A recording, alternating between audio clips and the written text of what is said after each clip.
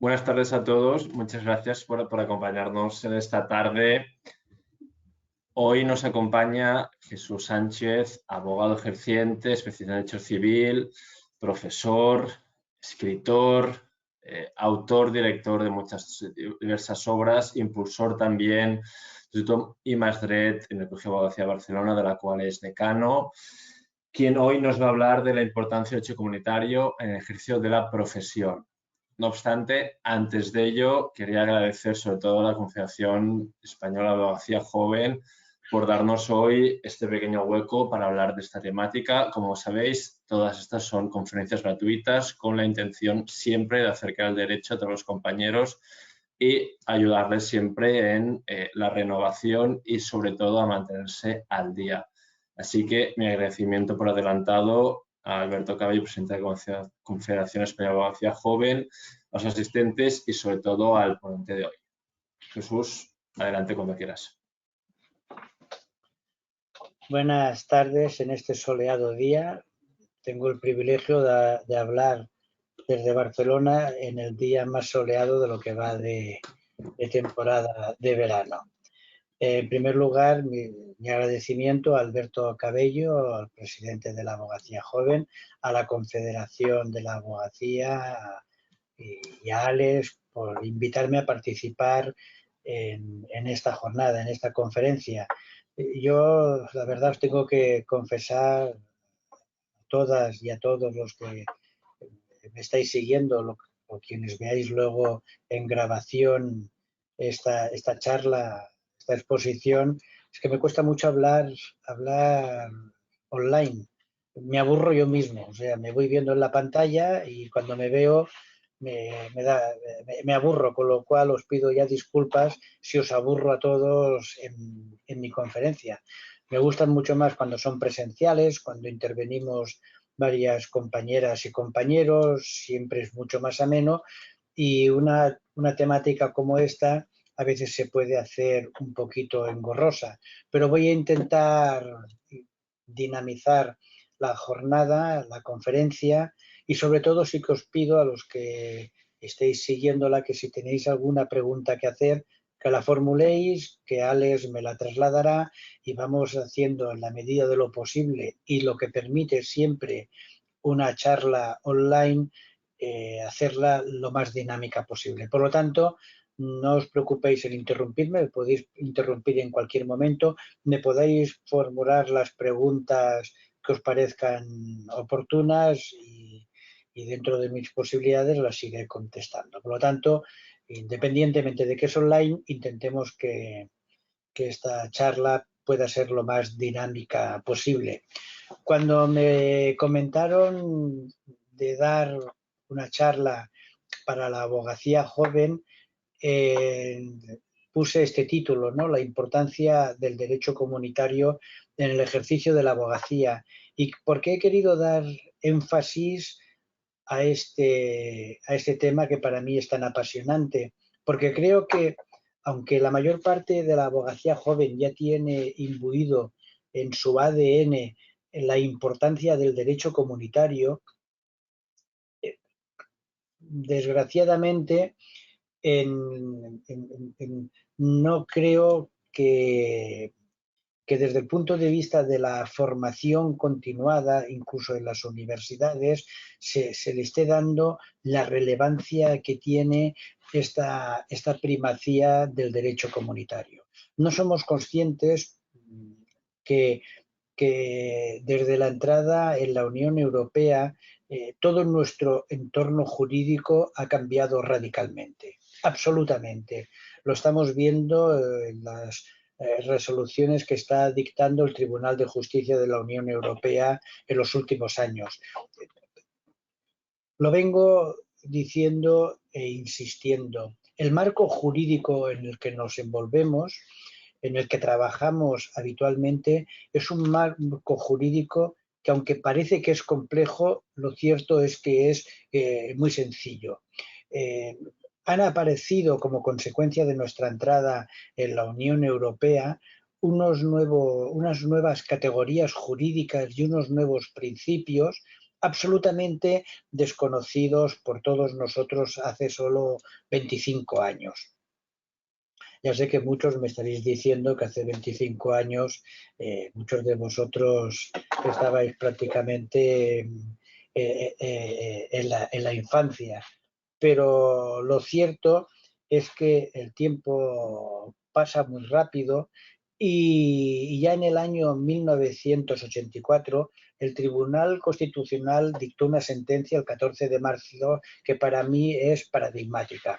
Fijaos, en el ámbito supranacional, en lo que es la legislación supranacional y la jurisprudencia supranacional, tenemos por un lado el artículo 10.2 de la Constitución, que regula lo que es el control de convencionalidad respecto del artículo 96 de la Carta Magna, consistente en que España, una vez firma un acuerdo o un tratado internacional y el mismo se publica en el Boletín Oficial del Estado, por ejemplo, el Convenio Europeo de Derechos Humanos, queda vinculado por esa legislación, por ese convenio, que forma a pasar parte de la legislación interna. Y esa jurisprudencia que luego analiza e interpreta el Tribunal Europeo de Derechos Humanos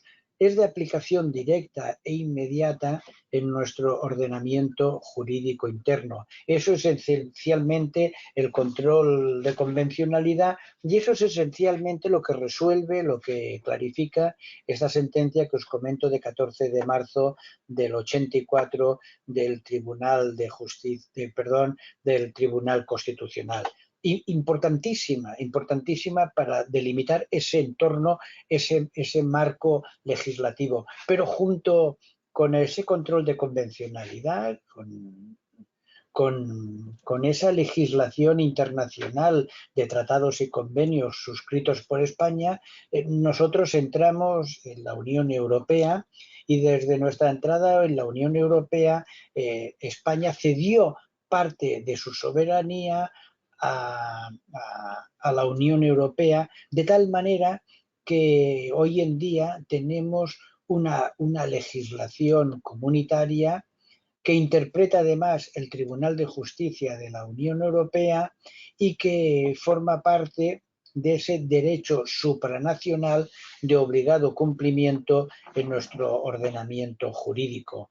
Lo delimita muy bien el Tribunal Constitucional en su sentencia de 14 de febrero del 2014 y además diciendo que como consecuencia de esa cesión de soberanía no es el Tribunal Constitucional quien debe de analizar y resolver sobre la legislación comunitaria o sobre la jurisprudencia que emana del Tribunal de Justicia de la Unión Europea, no es el Tribunal Constitucional, sino la jurisdicción ordinaria y especialmente el Tribunal de Justicia de la Unión Europea. Al extremo que nos encontramos en la actualidad con una cosa que para mí es curiosa.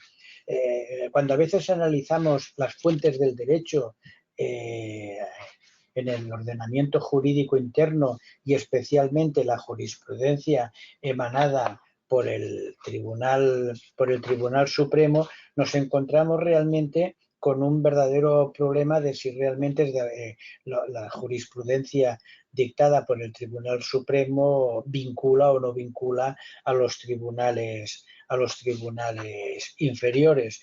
Pero curiosamente en este ámbito, en el ámbito del Tribunal de Justicia de la Unión Europea, el 7 de agosto del 2018, en el apartado 68 de esa sentencia, el Tribunal de Justicia de la Unión Europea remarcó una cuestión que para mí es esencial y fundamental. Nos acaba diciendo que en aras a la seguridad jurídica y a la labor uniformadora que deben de llevar a cabo los tribunales supremos de cada uno de los estados, la interpretación que hace el Tribunal Supremo de la doctrina comunitaria vincula a los tribunales inferiores de ese Estado miembro. Fijaos que en el ámbito del derecho comunitario tenemos, a partir de la sentencia de 7 de agosto del 2018, además en una cuestión prejudicial que planteó la Sala Primera del Tribunal Supremo, ese principio de primacía comunitario desde la vertiente jurisprudencial. Yo, sinceramente, tengo que deciros que a mí esta sentencia me parece importantísima. Tan importante que la sentencia que ahora dictó el Tribunal Supremo el 14 de junio del 2024, para resolver la cuestión de la prescripción, del dies a quo respecto de la prescripción, el propio Tribunal Supremo, y analizando el principio de efectividad que ahora comentaré, hace especial referencia a esta sentencia de 7 de agosto del 2018. La verdad es que me parece interesantísima esa sentencia y las siguientes que ha ido dictando. Porque he querido traer y empezar la conferencia comentando esos dos pilares básicos. En primer lugar, principio de convencionalidad, tratados y convenios internacionales, jurisprudencia emanada del Tribunal Europeo de Derechos Humanos, y por otro lado, la primacía del derecho comunitario, elevado ya en la actualidad a rango legal con el artículo 4 bis de la Ley Orgánica del Poder Judicial, esa primacía del derecho comunitario que obliga a todos los jueces, a la hora de analizar el ordenamiento jurídico interno, tener presente tanto la legislación comunitaria como sobre todo la jurisprudencia emanada de la Corte de Luxemburgo, del Tribunal de Justicia de Luxemburgo, el Tribunal de Justicia de la Unión Europea, interpretando esa legislación comunitaria. ¿Por qué os traslado eso? Porque hoy en día en nuestra profesión es prácticamente imposible asesorar e interpretar cualquier tema sin tener presente toda esa legislación comunitaria. En cualquier tema, da igual que sea familia, da igual que sea sucesiones, da igual que estemos en el ámbito penal, lo cierto es que estamos envueltos por toda esta legislación comunitaria y la interpretación que el TJUE hace respecto de la misma, que forma parte, que tenemos esa obligación esencial y fundamental de estar absolutamente actualizados para ejercer eficientemente y con excelencia nuestra profesión. Fijaos, yo creo que ya de forma inmediata y en los próximos años va a haber un nicho de trabajo, una gran litigiosidad con la obsolescencia programada y la directiva europea sobre competencia. Ahí va a haber un gran nicho de trabajo. Todos esos aparatos electrónicos en los que está previsto que en un momento determinado dejen de funcionar, va a provocar una gran litigiosidad. Si no dominamos la directiva de competencia, si no trabajamos y estudiamos la legislación comunitaria, como ocurre exactamente con el cártel de coches o con el cártel de camiones, es imposible ejercer adecuadamente nuestra profesión. Se hace muy difícil ser excelentes y ser eficientes en el ejercicio de nuestra profesión. Fijaos, yo me voy animando porque quizás soy un apasionado de esta materia, pero fijaos, si analizáis cómo ha cambiado toda esta materia, y nos vamos, por ejemplo, en lo que es la contratación seriada. La contratación seriada, que como sabéis, una de las partes predisponente es el que redacta el contrato, y la otra parte adherente no puede influir en el contenido de las condiciones del contrato. En esta contratación seriada nos encontramos en una nueva forma de contratar que difiere de lo que es la contratación típica, la contratación reglada en nuestro Código Civil, basada en el 1255 de nuestro Código Decimonónico, basada en la autonomía de la voluntad, en donde se puede denunciar el vicio en el consentimiento, el dolo, el error, etcétera, etcétera. Y sin embargo, ¿cuántos contratos hacemos hoy en día basados en la autonomía de la voluntad? En una contratación en el que ambas partes en simetría total deciden cada uno de los pactos que quieren que regulen una cuestión a través de ese contrato. Cada vez son menos, son una mínima parte. La mayor parte de la contratación lo es mediante contratación seriada, mediante contratación predispuesta. Desde que hacemos una compra en Internet, desde que pedimos una tarjeta de crédito, desde que contratamos cualquiera de servicios de suministro, luz, agua, gas, el móvil, la compañía telefónica, cuando utilizamos un transporte público, cuando utilizamos un transporte aéreo, un transporte por ferrocarril.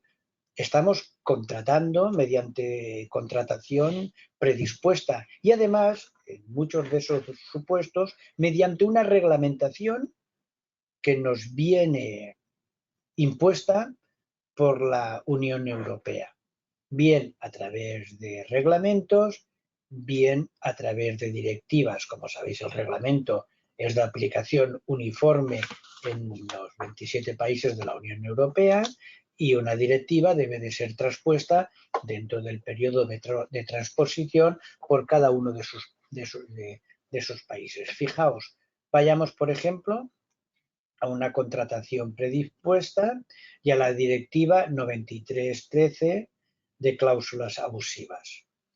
Esa directiva se transpone en España mediante la Ley de Condiciones Generales de la Contratación de 1998. Ha habido varias reformas y ha habido también modificación de la directiva del 93. Hay otras directivas que la complementan. Lo primero que hemos de tener presente es que en el ámbito de la Unión Europea es importantísimo no olvidar que tanto la Carta de la Unión Europea como la Constitución española otorgan un rango de derecho esencial y fundamental a la protección de los consumidores. Por lo tanto, estamos en una materia en donde la propia artículo 51 de la Constitución nos regula este ámbito de protección de los consumidores. Sin ninguna duda, importantísimo. Y fijaos que en esta materia se transpone la directiva en el año 98 y la primera sentencia que se dicta por el Tribunal de Justicia de la Unión Europea es el 27 de junio del 2000. El 27 de junio del 2000 como consecuencia de una cuestión prejudicial que plantea el magistrado José María Fernández Seijo. Por cierto, el mismo magistrado que dio lugar a la sentencia del caso Aziz en mayo del 2013.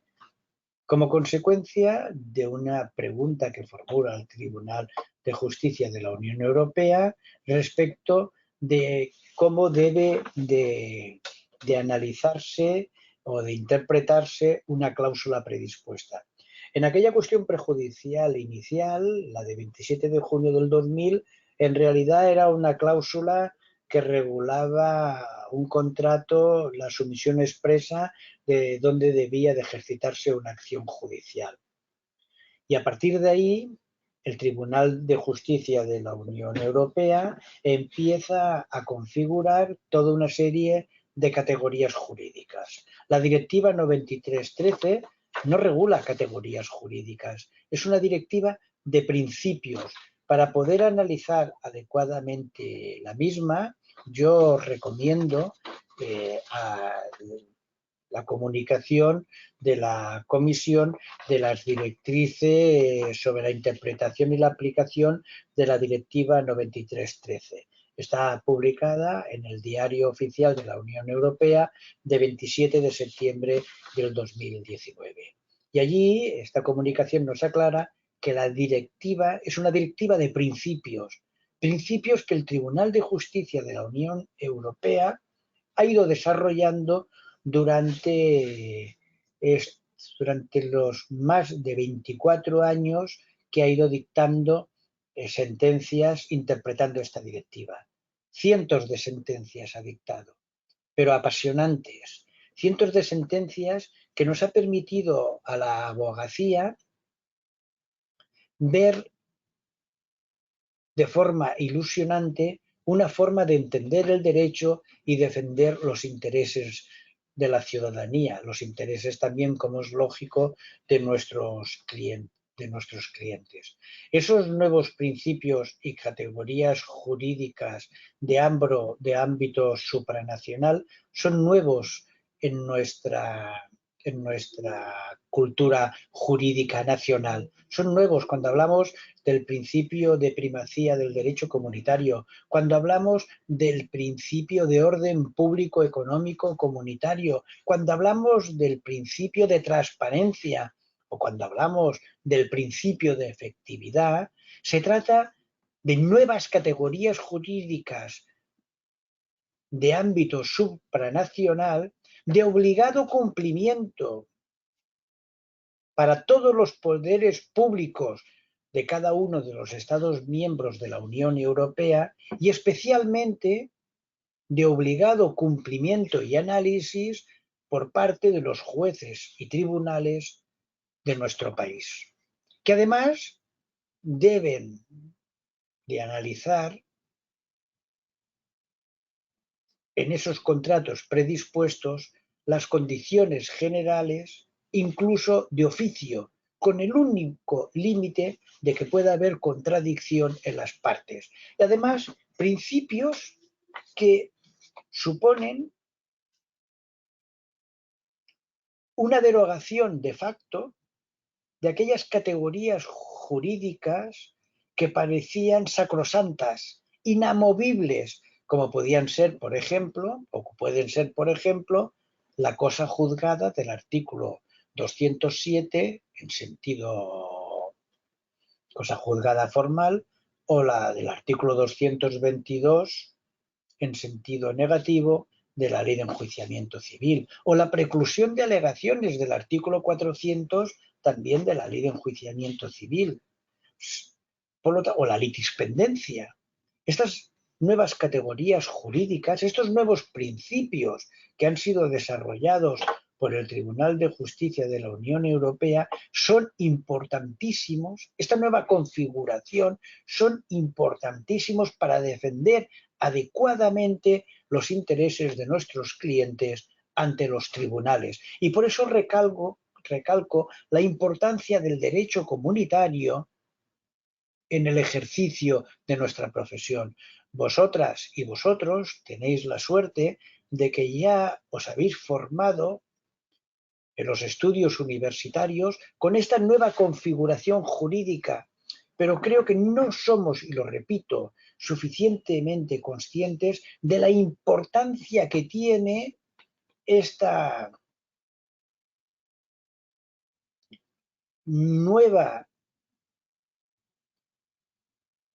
disciplina comunitaria en nuestro ejercicio diario. Seguimos pensando, muchos de nosotros, en el vicio en el consentimiento, seguimos pensando en categorías jurídicas clásicas que difícilmente son conciliables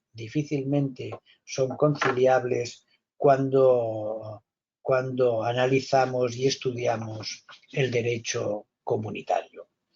Yo, la verdad, os animo a leer y a estudiar esta nueva jurisprudencia comunitaria. Fijaos que, por ejemplo, y cuando hablo de la preclusión de alegaciones o de la cosa juzgada, me remito a la sentencia de 17 de mayo del 2022 del Tribunal de Justicia de la Unión Europea en el asunto 869 del 19. Ahí nos encontramos en una cuestión prejudicial que planteó la Sala Primera del Tribunal Supremo como consecuencia de aquella famosa sentencia de 25 de marzo del 2015 en el que el Tribunal Supremo limitó los efectos retroactivos derivados de una cláusula suelo como consecuencia de la sentencia de 9 de mayo del 2013. Pues bien, ahí hubo un voto particular del magistrado Javier Orduña, varios tribunales plantearon cuestiones prejudiciales y el Tribunal de Justicia de la Unión Europea dictó la conocida sentencia de 21 de diciembre del 2016. En esa sentencia, el Tribunal de Justicia de la Unión Europea le dijo al Tribunal Supremo que había interpretado erróneamente una sentencia, la de 21 de marzo del 2013, que se analizaba, por cierto, a nivel europeo el control de transparencia, el principio de transparencia en la contratación predispuesta, y le dijo que no podía limitar los efectos retroactivos de la nulidad de una cláusula. ¿Y por qué no podía limitar los efectos retroactivos de la nulidad de una cláusula? Porque había un principio esencial y fundamental, también comunitario, basado en el orden público económico comunitario. La sentencia de 6 de octubre del 2009, en una cuestión prejudicial también planteada por un tribunal español respecto de una cláusula de sumisión a arbitraje, el Tribunal de Justicia por primera vez nos dice a todos que el artículo 6.1 de la Directiva 13, de la Directiva, 9313, debe ser considerada como una norma de rango imperativo y de orden público y que por lo tanto su infracción, su vulneración, supone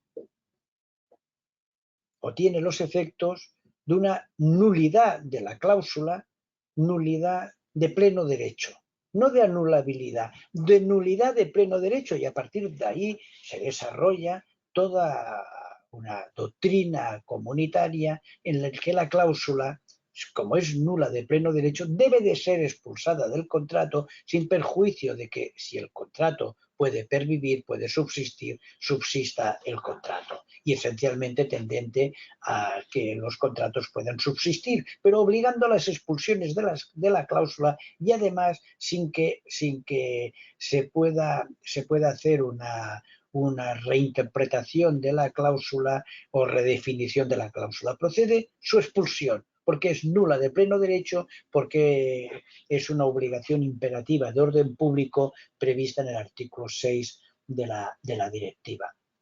Pues bien, volvemos a esa sentencia de 21 de diciembre del 2016, donde el Tribunal de Justicia le dijo al Tribunal Supremo que no podía tener efectos retroactivos. En otra sentencia también muy próxima, en la 26 de noviembre del 2017, en una cuestión prejudicial formulada por el magistrado señor Jaime Anta de Santander, también le dijo el TJUE al Tribunal Supremo que, le dijo al tribunal que planteó la cuestión prejudicial de Santander, pero también luego lo desarrolló en otra cuestión prejudicial del Tribunal Supremo. Curiosamente, en esa que hablaba antes, de la de 7 de agosto del 2018, que la cosa juzgada, pese a que era muy importante la seguridad jurídica en toda esta materia de contratación predispuesta, no tenía los efectos de lo que es la tradición jurídica que conocemos, sino que cuando se había infringido, no se había analizado adecuadamente por un tribunal la posibilidad de que esa cláusula fuera abusiva, el tribunal en cualquier momento del procedimiento podía analizar realmente esa cláusula y si la misma era abusiva, expulsarla del contrato.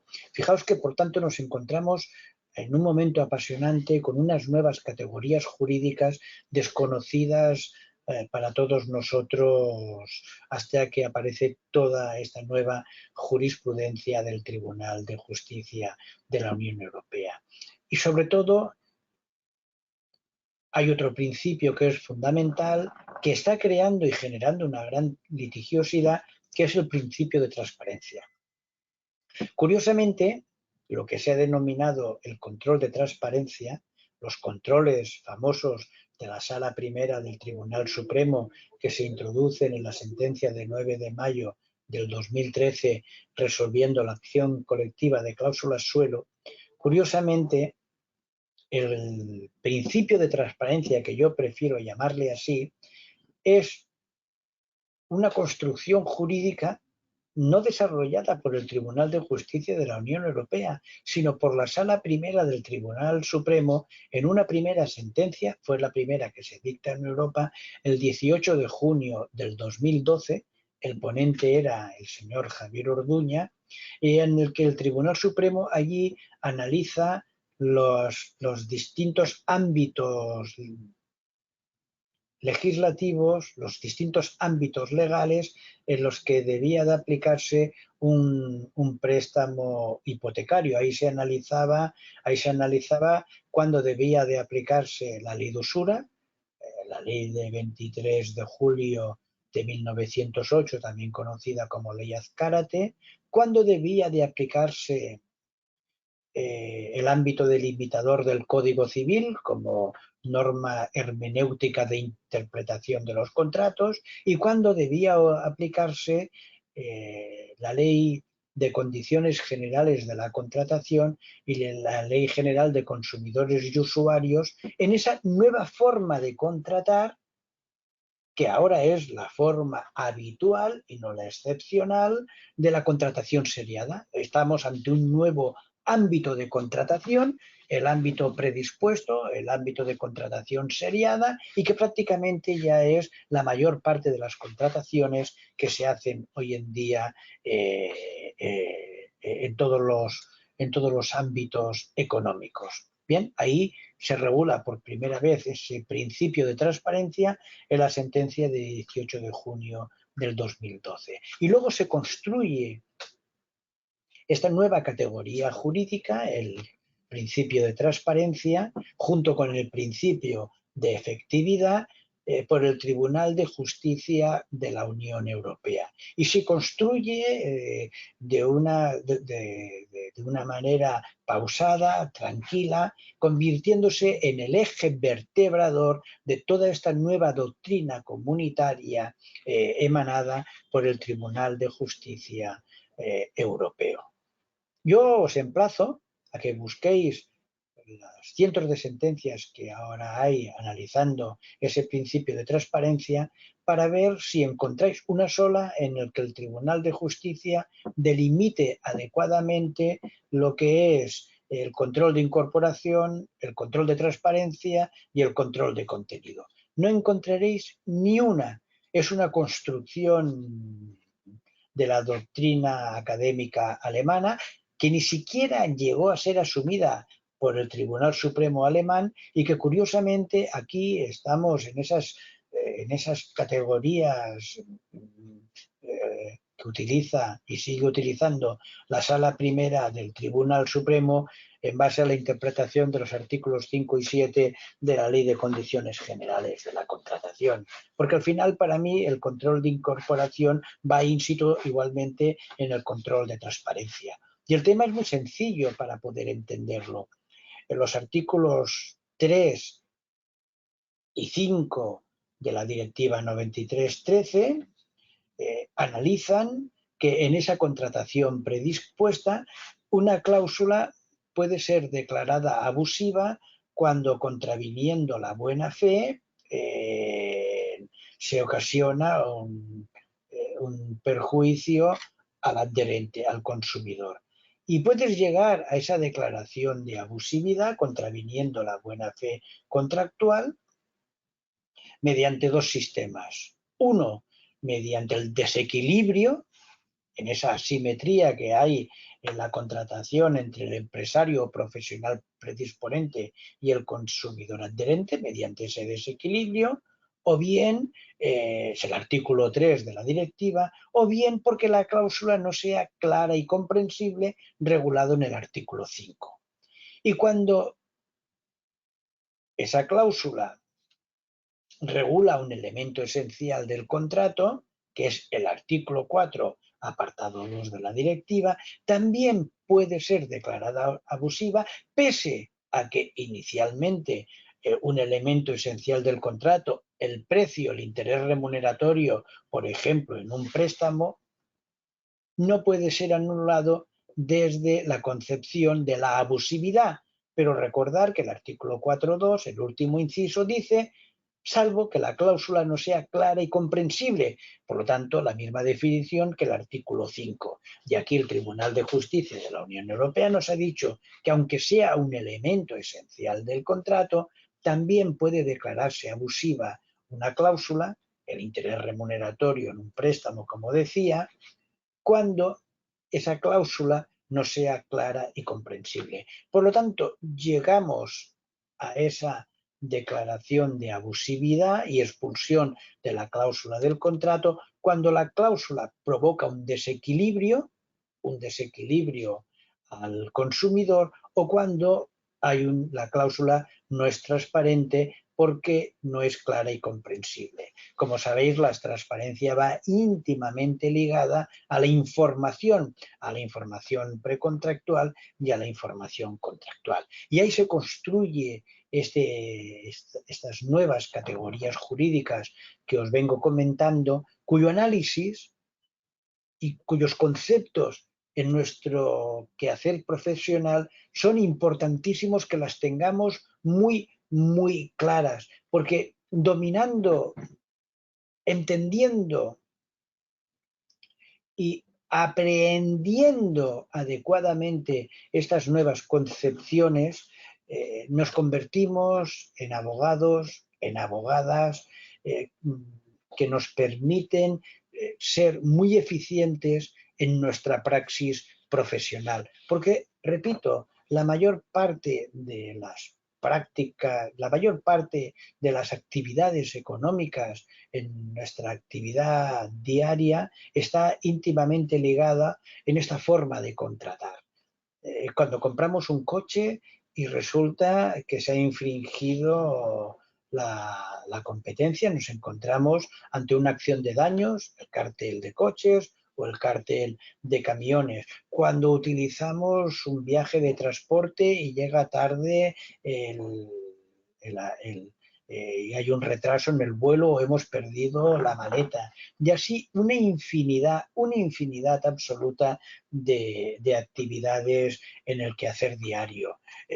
Cuando resulta que tenemos con una mutua sanitaria un servicio médico concertado, pero como consecuencia de una deficiencia en la contratación, prestaciones sanitarias que tú estabas convencido que tenías derecho no se recogen adecuadamente, y cuando nos encontramos en cláusulas limitativas, delimitadoras, y así sucesivamente, íntimamente todo ello ligado con todas esas directivas comunitarias en el que ese marco regulatorio se hace imprescindible conocerlo bien y sobre todo conocer muy bien e interpretar muy bien esa jurisprudencia comunitaria. Pero para interpretar adecuadamente esa jurisprudencia comunitaria hemos de partir de una premisa: el Tribunal de Justicia no resuelve casos.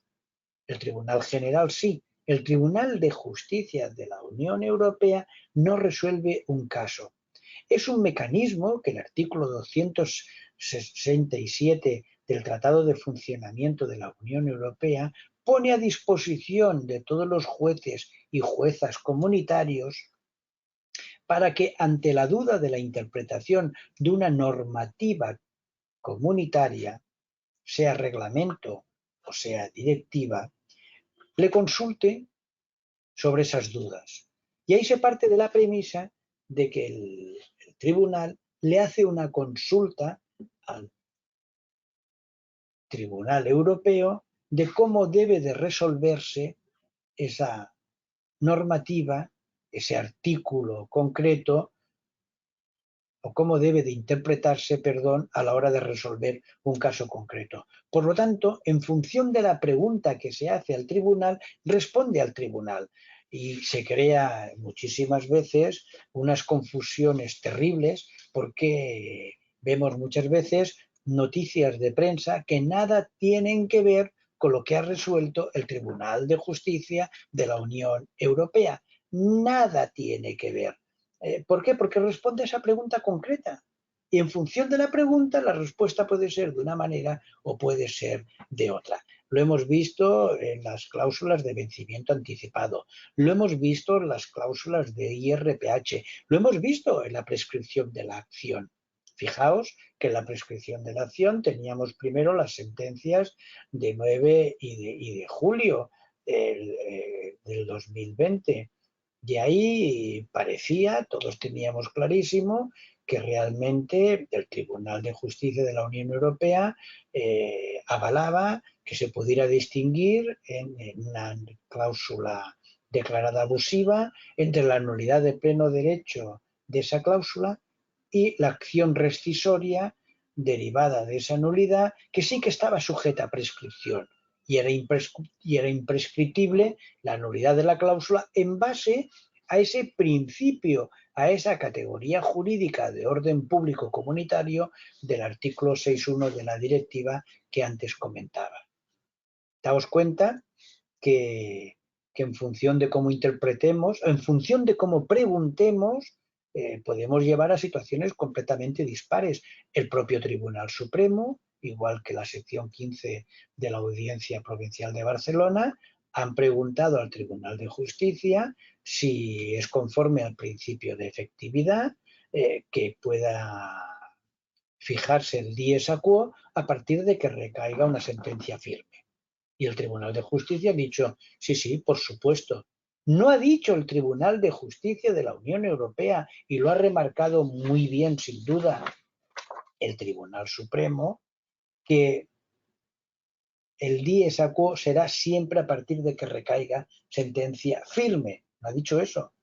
Ha dicho y ha aplicado literalmente el principio de efectividad de la sentencia de junio del 2024, ha dicho que, salvo que en el caso concreto ese consumidor conociera los efectos jurídicos y económicos, esto lo añado yo, conociera los efectos derivados de una cláusula abusiva, ese concreto consumidor, en ese caso concreto, salvo que se acredite que los conociera, el dies a quo deberá computarse a partir de la declaración de firmeza de la sentencia que resuelva esa acción, cosa que a mí me cuesta de comprender por una razón muy sencilla respecto de la firmeza, porque es evidente que si yo, en representación de mi cliente, interpongo la nulidad de una cláusula por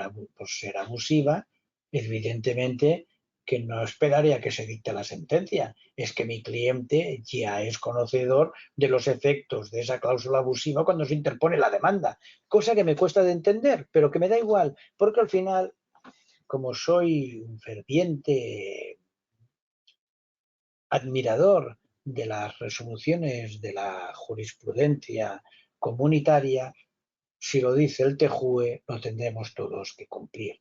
Alex, llevo ya más de 40 minutos hablando y o cojo un vaso de agua y descanso o miramos a ver si hay preguntas para ir respondiendo.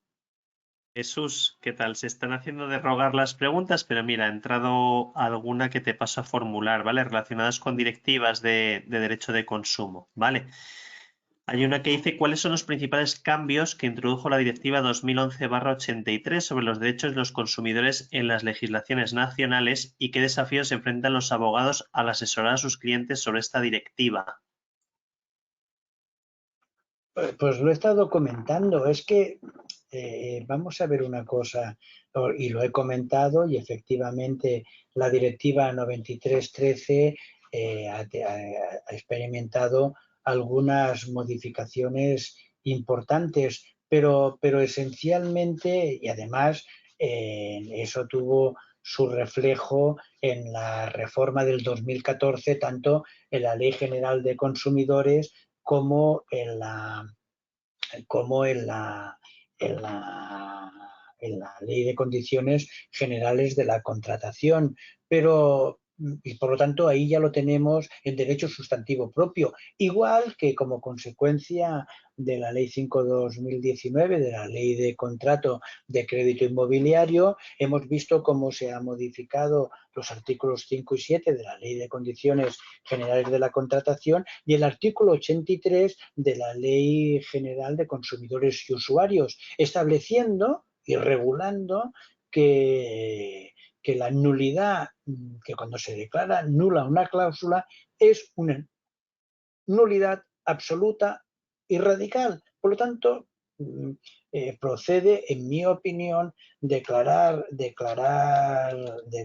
per se, declarar ex lege la nulidad de esa cláusula. Más que las reformas que haya introducido en la legislación, que ahí lo tenemos y eso daría para una sesión completa, yo mi recomendación al respecto es estudiar y analizar los 3 últimos años toda esa jurisprudencia comunitaria. Yo, si queréis, no tengo ningún inconveniente de enviaros ahora a un correo electrónico toda una serie de artículos que he publicado en los últimos meses sobre esa jurisprudencia comunitaria. Jurisprudencia interesantísima. Fijaos en la evaluación de solvencia, en la famosa sentencia de la evaluación de solvencia de 11 de enero del 2024. Ese tema es apasionante porque ese tema proviene de una cuestión prejudicial que un tribunal checo promueve.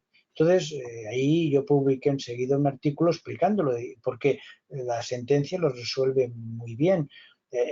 Cuando estamos analizando la información de solvencia, la evaluación de solvencia de un crédito, la directiva lo que hace es dejar en manos de los Estados miembros las diferentes sanciones por los efectos disuasorios que exige la directiva. Pero claro, unos países han regulado sanciones administrativas, otros países han regulado exclusivamente sanciones civiles y otros mixtas. España ha regulado única y exclusivamente sanciones administrativas.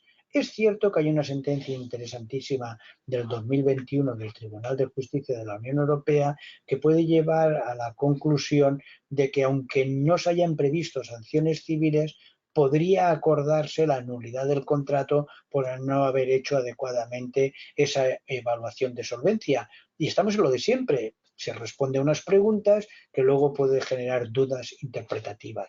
Pero en España, en principio, pese a que se intentó, no se establecieron sanciones civiles para el caso de incumplir la evaluación de solvencia, sino única y exclusivamente sanciones administrativas. Con eso quiero decir que, repito, que si quieres, Alex, te lo hago llegar para facilitar a los compañeros y compañeras que puedan estar interesados, que lo cierto es que es un tema apasionante que requiere un estudio constante. Yo todas las semanas miro en Curia EU toda la jurisprudencia que va dictando el Tribunal de Justicia de la Unión Europea. Entonces, cuando veo allí la voz, aproximación de legislaciones, vamos, esas me las miro siempre, porque tienen la mayor parte de ellas efectos procesales, se analizan directivas de consumo. Fijaos que en la sentencia de 21 de abril del 2016, la Corte de Luxemburgo dijo de manera clara que esa protección del consumidor, esa protección esencial y fundamental, no era solamente respecto de la Directiva 93/13, no, sino de toda la legislación comunitaria que afectara al consumidor. Por lo tanto, es muy, muy importante para poder ejercer la abogacía de forma excelente, de forma adecuada y con pleno dominio de la situación jurídica actual, y revisando constantemente esa jurisprudencia comunitaria.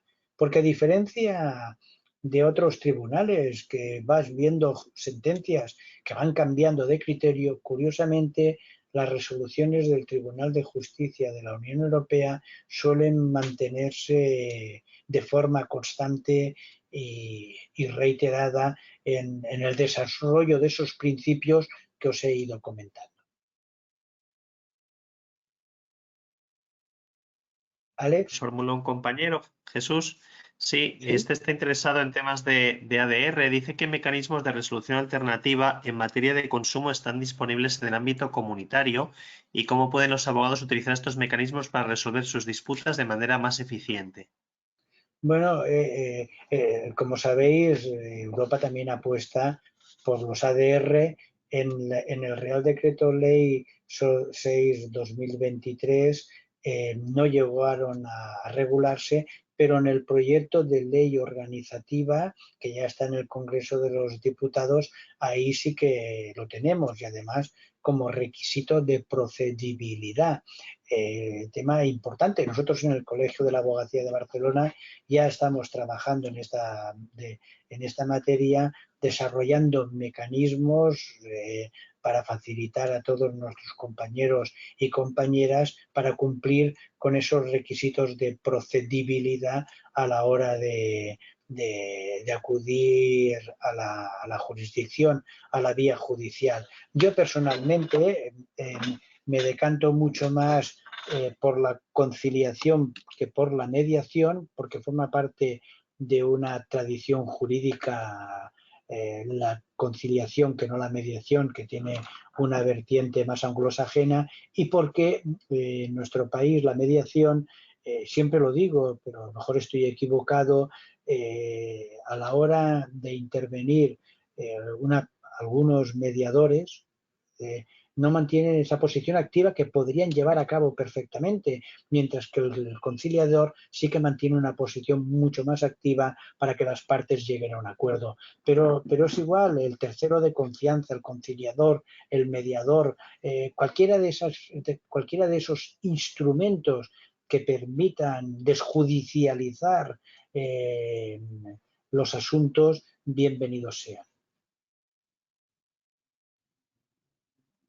La siguiente pregunta, Jesús, es sobre derecho de desistimiento. Dice cómo se regula el derecho de desistimiento en las ventas a distancia según el derecho comunitario y cuáles son las obligaciones principales de vendedores y de los consumidores en este contexto. Es una pregunta un poco amplia. Sí. Mira, yo recomiendo acudir a CESCO, a la página del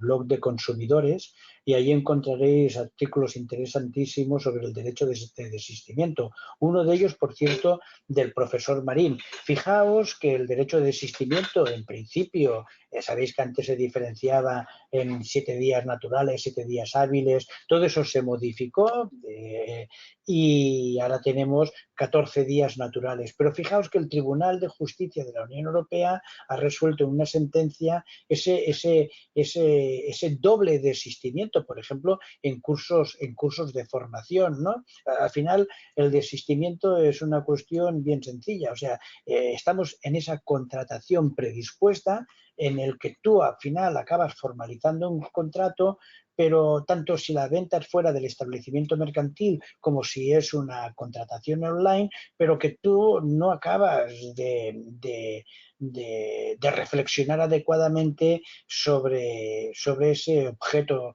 o sobre ese servicio que tú estás adquiriendo. Lo que te permite el derecho de desistimiento de esos 14 días naturales, es poder dejar sin efecto el contrato sin coste de tipo alguno y sin formalidad de tipo alguno. Un tema apasionante. Repito, el Tribunal de Justicia de la Unión Europea ha dictado recientemente una sentencia muy clarificadora. Si acudís a CESCO veréis algunos artículos que analizan muy bien esa materia. Si os interesa, os envío alguno de esos artículos. Yo también he escrito sobre el derecho de desistimiento. Y en el fondo, ¿de qué se trata? En primer lugar, en aquella normativa que exija el formulario del derecho de desistimiento, que además hoy en día ha cambiado también muchísimo porque la propia normativa europea nos ha dado un formulario regulado, por lo tanto ya no se discute cómo tiene que estar la letra, cómo tiene que estar la fecha, ¿no? Ya tenemos un formulario en lo que es venta fuera del establecimiento mercantil y para otras del derecho de desistimiento, y sobre todo el consumidor tiene...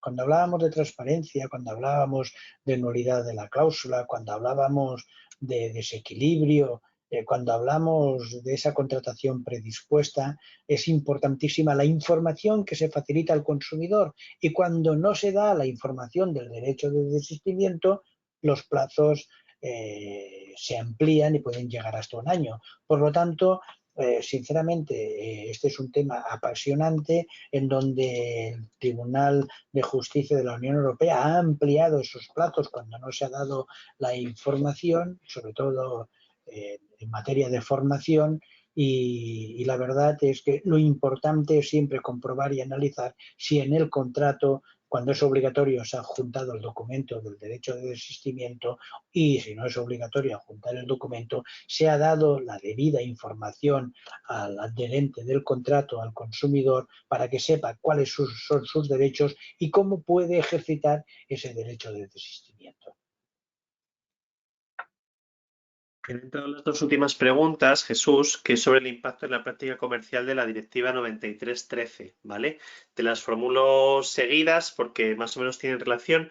La primera dice: ¿qué impacto ha tenido esa directiva en las prácticas comerciales y en la redacción de los contratos estándar? Y la segunda dice: ¿qué tipo de medidas deben tomar las empresas para asegurarse de cumplir con las disposiciones de esa directiva? Pues mira, yo participé en la primera sentencia de 27 de junio del 2000. No entendí nada, no entendí nada. Cuando el señor Seijo nos dio traslado por 10 días para informar sobre la cuestión prejudicial que tenía previsto plantear, lo primero que pregunté es: ¿cuestión qué? Cuestión, no, de verdad, era como si me hablasen en chino, no entendía nada en absoluto. 24 años después os puedo decir que ha sido una auténtica revolución. Una auténtica revolución en el que como suele ocurrir en toda transformación de hechos relevantes con consecuencias jurídicas, una parte de la sociedad es reticente a aceptar las mismas. Y eso es lo que ha ocurrido realmente en nuestro país con esos nuevos principios que nos vienen de la Unión Europea: el principio de efectividad, el principio de primacía del derecho comunitario, de orden público comunitario. ¿Cómo lo resumiría? Es un auténtico tsunami, es una auténtica revolución, es un auténtico cambio de paradigma que ha transformado tanto la regulación sustantiva y procesal de nuestro país, y que ha obligado al legislador durante los últimos 15 años a estar modificando la ley de enjuiciamiento civil y a estar modificando las normas sustantivas y también el resto de normas procesales. Fijaos una cosa: en plena crisis económica y en el drama de las ejecuciones hipotecarias de las familias que no podían pagar los préstamos, el magistrado señor Guillem Solé planteó una cuestión de inconstitucionalidad para decirle al Tribunal Constitucional que la ley de enjuiciamiento civil no permitía analizar cláusulas abusivas en un contrato de préstamo hipotecario. No había esa posibilidad. El Tribunal Constitucional, miope en aquella época, con una interpretación restrictiva, mediante un auto de 19 de julio del 2011, inadmitió in limine litis esa cuestión de inconstitucionalidad. Solamente salvó esa interpretación el magistrado señor Eugenio Gay, que fue decano del Colegio de la Abogacía de Barcelona y presidente de la Abogacía Española. Curiosamente, el único abogado que había en el Tribunal Constitucional, porque era consciente de la importancia de esa cuestión. Y él lo único que decía es, señores, dejen que entre el asunto en el Tribunal Constitucional, porque las sentencias que ustedes han resuelto eran respecto de la ley de enjuiciamiento civil de 1881, no de la actual. Pues bien, el Tribunal Constitucional, con una ceguera en aquella época increíble, inadmitió la cuestión de inconstitucionalidad. El señor Fernández Seijo planteó la cuestión del caso Aziz, que dio lugar a la sentencia de 9 de mayo del 2013, ¿y cuál fue el resultado? Que a partir de entonces se produció una avalancha, un tsunami de cuestiones prejudiciales como consecuencia de esa sentencia, obligando al legislador, ante esa miopía, porque desde la Abogacía de Barcelona incluso habíamos propuesto reformas en lo que fue la Ley 37/2011 que decayeron, obligando a reformar de forma permanente hasta la actualidad la Ley de Enjuiciamiento Civil, la reforma 37/2011, la reforma 42 del 2015, la que fue la Ley 1/2013, o sea, unas reformas detrás de otra para adaptar la legislación a esa nueva avalancha de sentencias del Tribunal de la Justicia de la Unión Europea que venían. Y no olvidar una cosa, queridos compañeros y compañeras. Estamos hablando todo el rato de sentencias del TJUE y de cuestiones prejudiciales que plantean jueces y juezas, pero detrás de cada una de esas sentencias, detrás de cada una de esas cuestiones prejudiciales, siempre hay una abogada o abogado que ha promovido, ha incitado al tribunal al planteamiento de esas cuestiones prejudiciales. Por lo tanto, con orgullo podemos decir que somos parte esencial de ese cambio de paradigma del que con tanta ilusión os estoy hablando. Me ha quedado bonito, ¿verdad, Alex? No se me ocurre mejor final, Jesús. O sea que muchísimas gracias por tenerte esta tarde con nosotros. Ha sido un auténtico placer y desde luego que un cierre inmejorable para estas jornadas de formación continua de la Confederación Española de Abogacía Joven. Pues muchísimas gracias a todas vosotras y a todos vosotros por invitarme. Sabéis, tú lo sabes muy bien, el Colegio de la Abogacía de Barcelona, del que tú formas parte con gran orgullo y para nosotros con gran felicidad, está a disposición de todas las compañeras y compañeros, de nuestro país. Un abrazo a todos. Jesús. Adiós y buenas tardes.